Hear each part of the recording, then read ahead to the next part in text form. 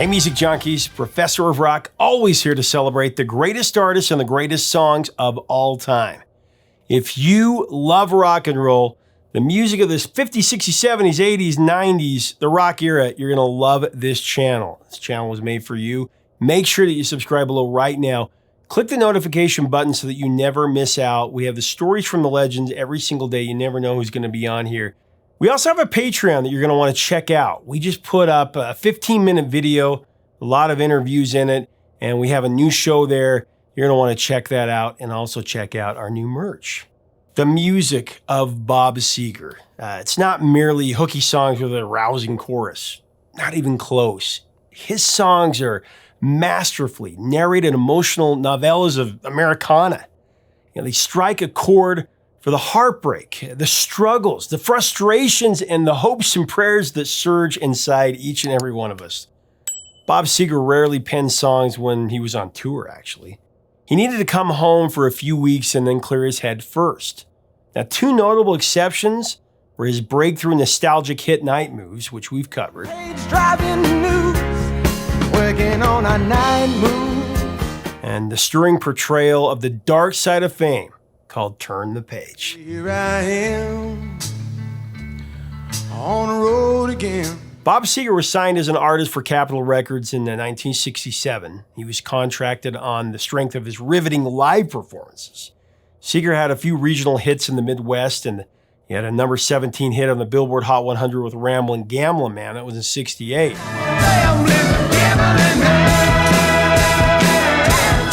After the top 20 success of Ramblin' Gamblin' Man, Bob Seger hit a bit of a dry spell. Capitol released 6 singles by Bob Seger between 1968 and 1974, all of them stiffed. The highest climber out of the bunch was Seger's cover of Tim Hardin's folk song, If I Were a Carpenter. It stalled at number 76.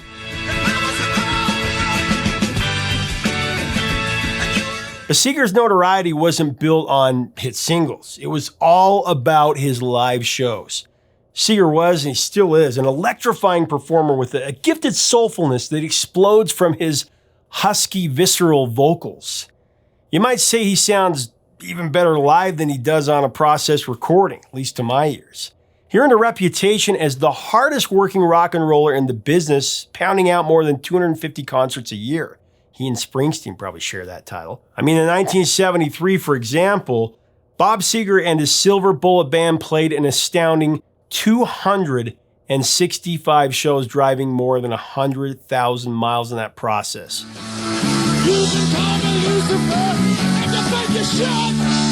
Turn the Page, Seger's expose about the other side of fame away from the glamour and glitz of the big lights, that was conceived in '72. At that point in Seger's career, he'd been touring nonstop for a good 8 or 9 years. But he felt like his career wasn't progressing. It was just gig after gig with really nothing to show for it. Seger and his band were on the road so much, Bob used to joke that they were more like truck drivers, moonlighting as musicians. Tour buses were, not the cushy hotel on wheels that they are now. Living on a tour bus back then was like living in a youth hostel, or worse. There were used Greyhound buses that putted along on the verge of breaking down at every single stop. As a catharsis for being lonely and homesick, Seger began writing a song that disclosed what really happens on the road. He wanted to write something for the truck drivers, the traveling businessmen, and all those who are away from their home and family for extended periods of time. For a musician facing the rigors of touring, many is the night when the music stops. The adoring fans exit the concert hall, the lights of the concert hall are shut down, and an artist finds himself or herself feeling completely alone. When you're riding 16 hours and there's nothing... Seger revealed that what he wrote and sang about in Turn the Page is as real as it gets. The track is a true chronicle of what he and his bandmates experienced on tour. He wrote about the monotony of the open road. In verse 1, on a long and lonesome highway east of Omaha,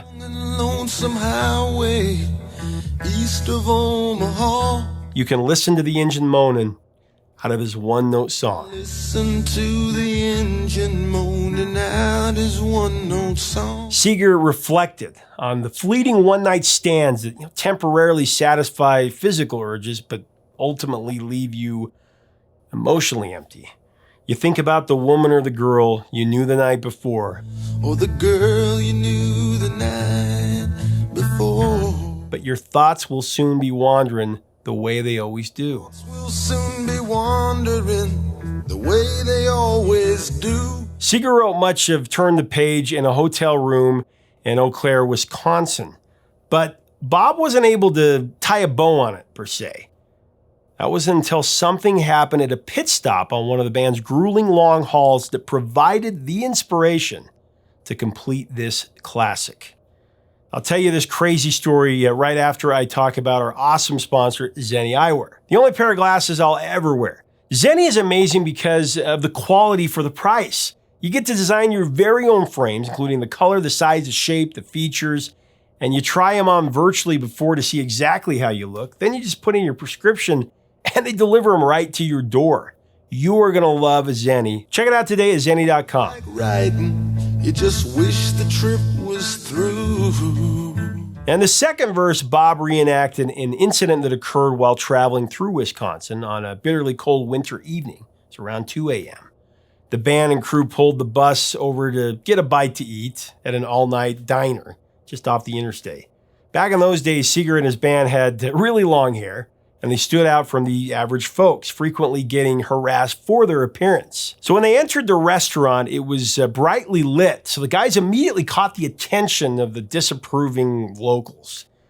In fact, one of the patrons yelled out to his friends, "What are these guys? Is that a woman or a man?" His comment created an uproar of laughter with the customers around him. Seger logged the remark and paraphrased it in the pivotal second verse of Turn the Page. Is it woman, is it man?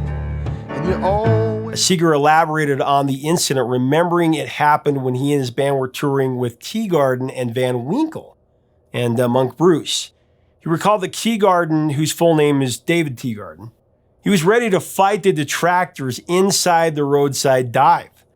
Although he was on the smaller side, Teagarden was so revved up, he was ready to scrap. Seger and the rest of the guys had to drag him out of the restaurant to avoid a brawl. The Seger gang and the Teagarden crew, they were skinny rockers, but sleeping inside their tour bus were some really big, burly roadies who would have relished the opportunity to throw down on someone that just hated on them, just because of the way they looked. Ridiculous. Lucky for the locals, they didn't follow Seger and the gang back to their bus, or it could have been ugly. And you always seem outnumbered, so you don't dare make... Public ridicule on the road was something that Bob Seger found unreasonable and shameful, but it was a common occurrence. Back in those days is where the extreme highs and lows of an aspiring rock star. 1 minute, you're on stage in front of thousands of people playing Star again, as he says. Putting all the energy that you have into this performance, sweat pouring out of your body, feeling the euphoria of the crowd, screaming before you, singing the lyrics to the songs that you wrote. But most of the time, you're on a lonesome highway, traveling to the next gig, feeling like you're a million miles away from home. Here I am on the stage. Since the late 60s, Seger has dealt with the annoying affliction that many music artists suffer from, tinnitus. Now, tinnitus is, of course, a constant ringing or hissing in the ears caused by unprotected exposure to music being played at a high decibel. I have it a little bit myself, unfortunately. It's particularly loud for the affected person when there is no other exterior sound, like when someone is trying to sleep. At the end of verse 3, Seger alluded to his condition.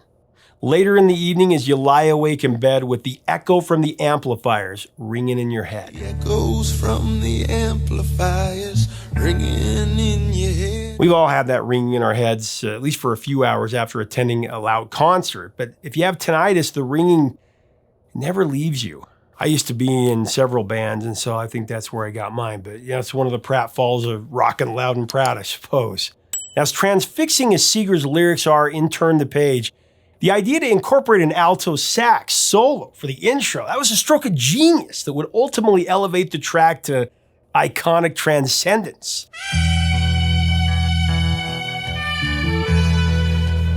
It started at Leon Russell's church studio in Tulsa, Oklahoma, when Seger and road manager Tom Weschler played the unfinished version of Turn the Page for saxophonist Alto Reed.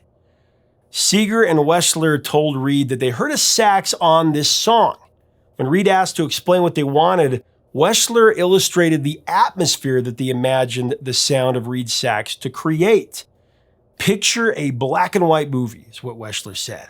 A movie like The Man with the Golden Arm.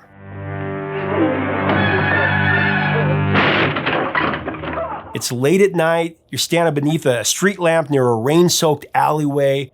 There's a light mist coming down. You hear a plaintive wail in the distance. What does that sound like? From Weschler's descriptive imagery, which is incredible, Reed pictured a scene in his mind's eye and tapped into what he labeled as some kind of cosmic force. He had no music charts or any other direction to go by, just what he was told, which is very poetic. As if he were divinely inspired, though, Reed responded by executing one of the most iconic sax riffs of the rock and roll era.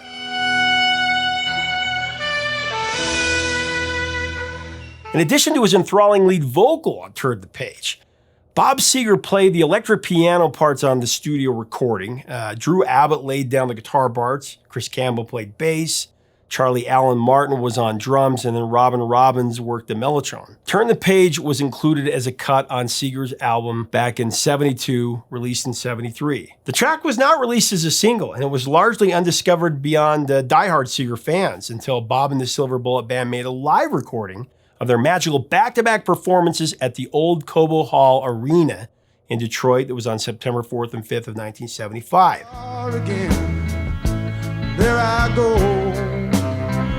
The shows were to be the first time that the band was headlining dates at a large arena.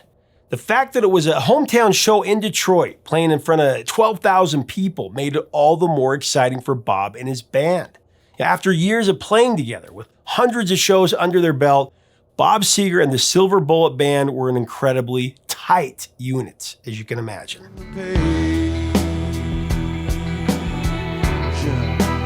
For the hometown fans, they just wanted to deliver their greatest performances and leave no doubt that Bob Seger and the Silver Bullet Band had finally arrived.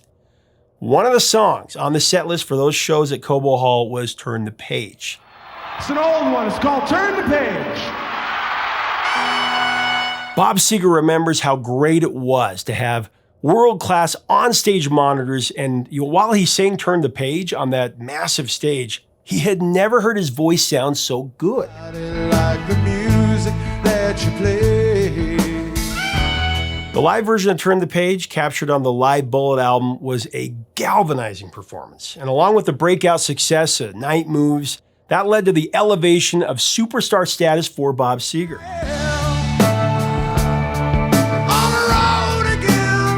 It seems poetic that Turn the Page, arguably the definitive song about a rock star's life on the road, it wasn't fully realized until the spirit of the tune was presented in a live recording.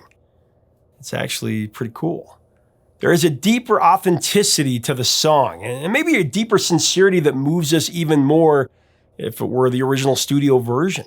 Seger's spellbinding storytelling on the live version of Turn the Page, it raises a few more hairs and elicits a few more goosebumps, if you will.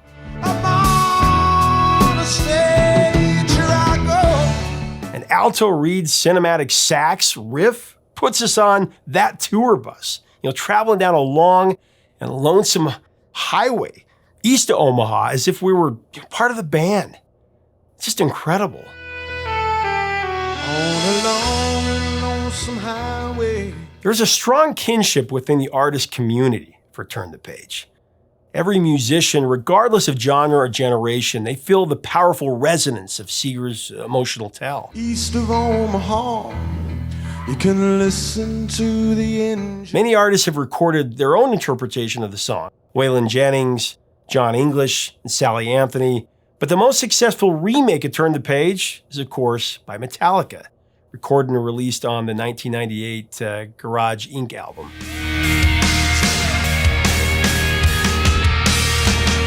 Metallica's Turn the Page shot to #1 on Billboard's Hot Mainstream Rock chart, and it held that position for 11 weeks, I think, consecutively.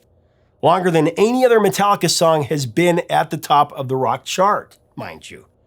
Metallica's Turn the Page also cracked the top 10 in Germany, Canada, and Finland. The idea for Metallica to create a version of the track came from co-founder drummer Lars Ulrich. Lars was driving across the Golden Gate Bridge in San Francisco when the live version of Turn the Page by Bob Seger and the Silver Bullet Band came on the radio. While listening to the track over his car stereo, Lars thought of his Metallica brother, frontman, and co-founder, James Hetfield.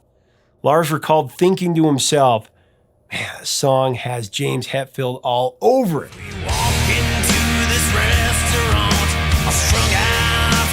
Metallica's version substitutes alto reed sax, of course, with Kirk Hammett's high slide guitar line. Incredible.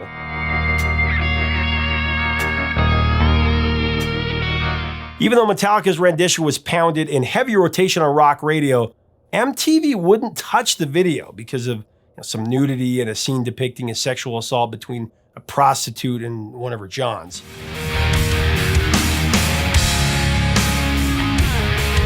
Lars' instincts were right on the money with the song. Being the road warriors that they were, they could relate to every single word, every single note that Seger wrote and Turn the Page. James Hetfield executed an intensely honest vocal on that, and the band showed reverence to the gravity of Seger's original, while injecting it with a shot of dark Metallica heaviness.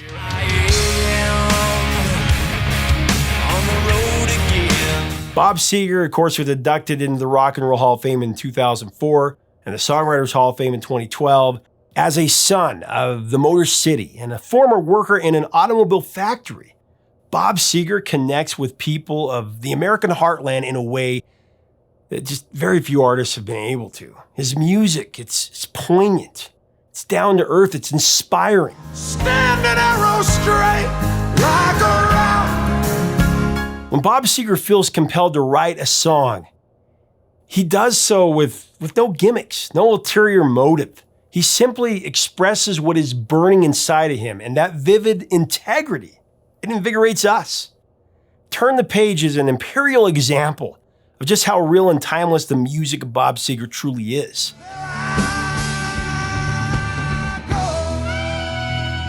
On behalf of the Professor of Rock community, we do also want to pay our respects to the great musicianship of Alto Reed, who passed away from colon cancer in December of 2020.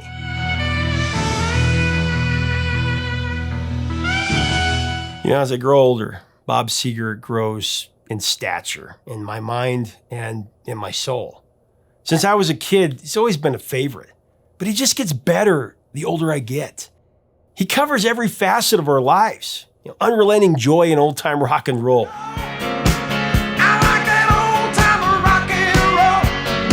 Deeply felt emotional nostalgia in Night Moves. In the summertime. The sad regret yet enduring hopefulness of Against the Wind. We were running against the wind. And the heart-pounding excitement of Hollywood Nights. She took his hand and she led him along that golden beach. I could go on and on and on about his songs. All I can say, though, is that Bob Seger speaks truth.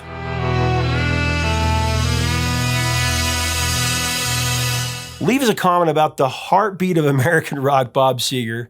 What are your memories of this amazing song? What are your favorite songs by this rock legend? What do you think of the Metallica version? If you like this video, make sure to subscribe below so that you can be a part of our music community. I really think that you'll dig it. And make sure to get your tickets to Professor of Rock Live below and check out our Patreon for even more content that helps us keep the music alive. Until next time, 3 chords and the truth, my friends.